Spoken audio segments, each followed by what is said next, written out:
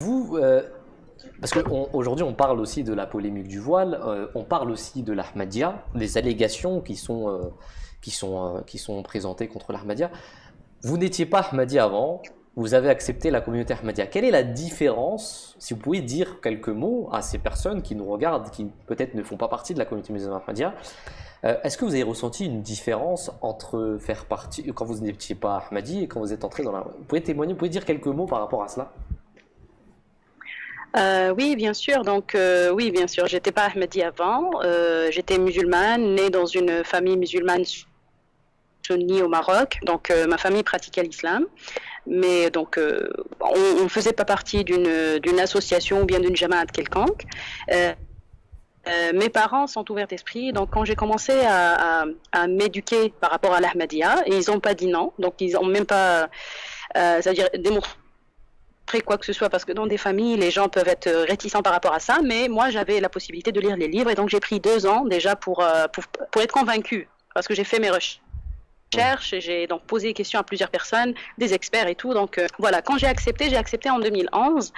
Le sentiment que j'ai eu, c'est que je me rapprochais encore plus des vrais enseignements de l'islam. C'était ça qui m'a vraiment convaincue et attirée, le fait que je me rapproche encore plus, je comprends la sagesse derrière chaque enseignement islamique. Même le voile, je l'ai mis après être Ahmadi, parce que en lisant et en comprenant encore plus pourquoi ça a été mis, qu'est-ce que ça fait, parce qu'il y a un lien entre l'esprit et le corps, et ça a été très bien expliqué avec les écrits du Messie promis.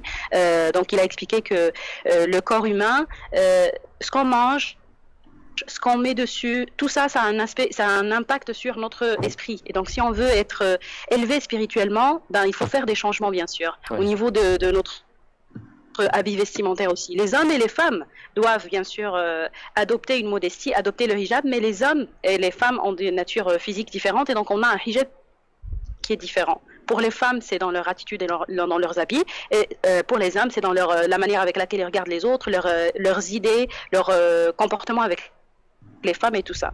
Donc moi, c'est ça l'effet que j'ai eu, que je me rapprochais de Dieu encore plus, que j'étais encore plus sereine, et encore plus quand on comprend qu'on a un chef spirituel qui est le cinquième calife du Messie promis.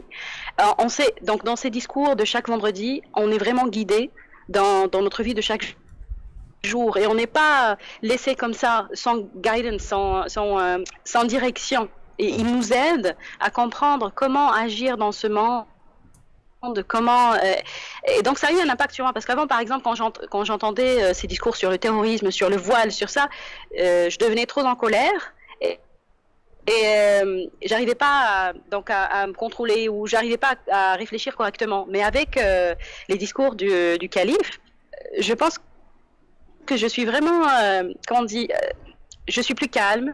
Et je reviens toujours à ce que disait le prophète sallallahu alayhi wa sallam. Il donnait des exemples de comment agir dans ces situations.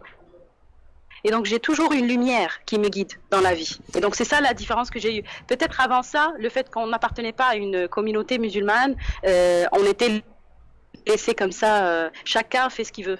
Et Ouais. donc ça crée ces tensions-là entre Ouais, plusieurs effectivement. musulmans, plusieurs directions, voilà. Il y avait cette unité. Alors, quand vous vous êtes renseigné, vous avez sûrement dû avoir des allégations contre la communauté musulmane Ahmadiyya. Est-ce que ça vous a pas choqué? Est-ce que vous n'êtes pas dit, bah, Oui, oui. qu'est-ce qui se dit contre l'Ahmadiyya? Voilà, les Ahmadis, ils font pas la prière comme nous. Ben, en fait, moi, heureusement que j'avais eu un exemple d'Ahmadi qui était devant moi dans mon université. Donc au moins, je voyais l'exemple devant moi, et puis je lisais.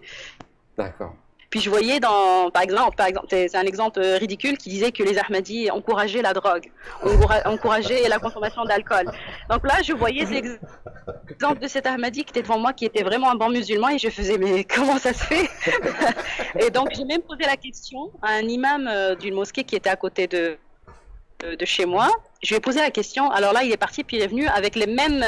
Il a imprimé des choses sur Internet, puis il est venu me dire, voilà ma recherche, voilà. Puis j'ai fait, moi, j'ai fait plus de recherches que vous, hein. J'ai posé des questions à plusieurs personnes, et donc non, ces allégations-là sont fausses, et il faut toujours revenir à la source, parce que quand on cherche partout et on cherche pas dans la source, on perd du temps. Et moi, quand j'ai retourné à la source en posant les questions à un Morabi qui était le responsable de l'éducation spirituelle des Ahmadis à la mosquée Saint-Prix, qui était monsieur Shahid.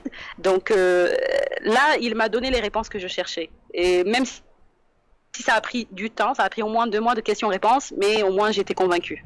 Tu vois, donc. Ouais, ça fait vraiment plaisir. En tout cas, on espère que les personnes qui sont en train de nous regarder, parce qu'il y a des personnes qui se posent des questions encore, qui nous regardent, qui ne font pas partie de la communauté Ahmadiyya, mais qui se posent des questions. C'est trop important ce que vous venez de dire, et j'espère que ça en aidera